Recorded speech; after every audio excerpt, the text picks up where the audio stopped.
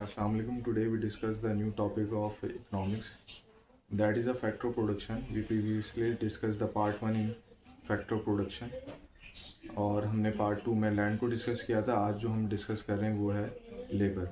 तो labour is a second most essential factor of production. और labour की अगर हम बात करें तो लेबर जो है वो बहुत अहम अवामिल है आमिल पैदाइश का. लेबर क्यों ज़रूरी है कि जब आप लैंड डिसाइड करते हैं तो उसको जो शेप या टर्न ओवर करता है या उसको जो कंप्लीट करता है वो लेबर ही करता है.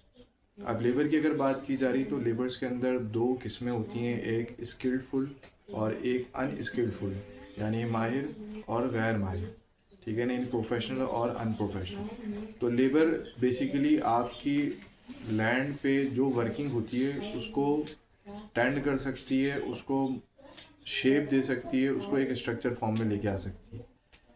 अब बात की जाए कि लेबर के अंदर दो चीज़ें हैं, एक है इंटरनल और एक एक्सटर्नल लेबर. ठीक है, यानी अंदरूनी और बैरूनी लेबर. अंदरूनी लेबर से मुराद क्या है कि जब आप कंपनी को रनअप करते हैं या कोई फर्म या कोई भी फैक्ट्री लगाते हैं तो उसके अंदर का जो स्टाफ है, यानी HR डिपार्टमेंट, एडमिनिस्ट्रेशन, XYZ, जो भी अंदर के मामला डॉक्यूमेंटेशंस हैं वो सारी इंटरनल आती है. एक्सटर्नल लेबर के अंदर ट्रांसपोर्टेशंस को डील करना, सिक्योरिटी, ठीक है, इसके अलावा जो वर्क इन प्रोसेस आप आउटसाइड करते हैं या इनसाइड करते हैं उसको हम डील करते हैं. तो ये जो चीज़ें हैं इसके अंदर हमारे फोकस की जाती है. फॉर एग्ज़ाम्पल कि हम कोई फर्म या कंपनी बनाते हैं तो उसको लेबर ही जो है टर्नओवर और उसको शेप देती है. इसकी मिसाल ऐसे हो सकती है कि मेरे पास एक शॉप थी तो उसके अंदर मैंने एक लेबर रखा और उस लेबर को उसकी महारत के हिसाब से काम असाइन किया, वर्क असाइन किया. अगर कोई अकाउंटेंट है तो वो प्रोडक्शन में नहीं जा सकता, और अगर कोई प्रोडक्शन में है तो अकाउंटेंट नहीं बन सकता. एज़ पर स्किल्स आपको शायद मालूम होगा कि जब आप अप्लाई करते हैं तो वो CV, यानी जिसे करिकुलम विटाए कहा जाता है, जिसमें आपका पूरा बायोडाटा होता है, according to the CV decide करते हैं कि आपको किस डिपार्टमेंट में रखा जाएगा. मिसाल के तौर पे सेल्स का डिपार्ट अलग है, प्रोडक्शन का डिपार्ट अलग है, सिक्योरिटी का डिपार्ट अलग है, सर्वेलेंस का डिपार्ट अलग है, प्रोडक्शन का डिपार्ट अलग हो गया, ट्रांसपोर्टेशन का डिपार्ट अलग हो गया. तो इस तरीके से बहुत, लॉजिस्टिक का डिपार्ट अलग हो गया. तो ये हर एक डिपार्ट के लोग भी अलग एक्सपीरियंस रखते हैं. तो आई होप सो कि आपको ये चीज़ समझ आइए. Let's take the questions of the students.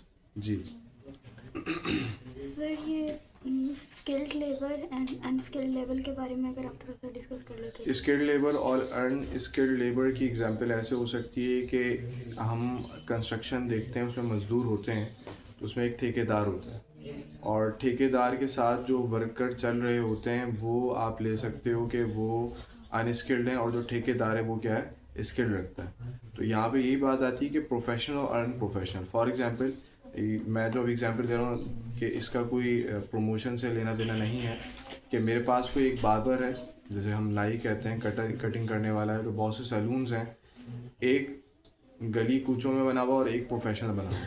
ठीक है, तो वो और उनमें थोड़ा सा डिफरेंस ये होगा कि उनकी जो प्रोफेशनलिज्म है, उनकी जो ट्रिमिंग्स हैं, उनकी जो मैनेजमेंट है, वो कंपेयर किया जाए उनके मुकाबले में, लोकल्स के मुकाबले में थोड़ा सा डिफरेंस होता है. ब्रांड हैं तो ब्रांड की क्वालिटी भी मेंटेन की जाती है. जी सर, जिनकी शॉप्स होती हैं, शॉप्स जिनकी जो भी शॉप्स के मालिक होते हैं उनको तो लेबर्स की नीड नहीं होती, वो तो खुद चला रहे होते हैं अपनी दुकान या जो भी वो केबिन वगैरह लगाते हैं.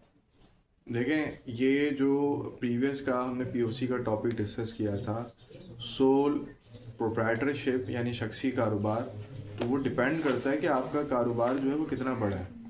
आपने अगर केबिन की बात की तो केबिन में 3 से 4 अफराद तो बहुत दूर की बात है, एक बंदा भी जो है मुश्किल से खड़ा हो सकता है.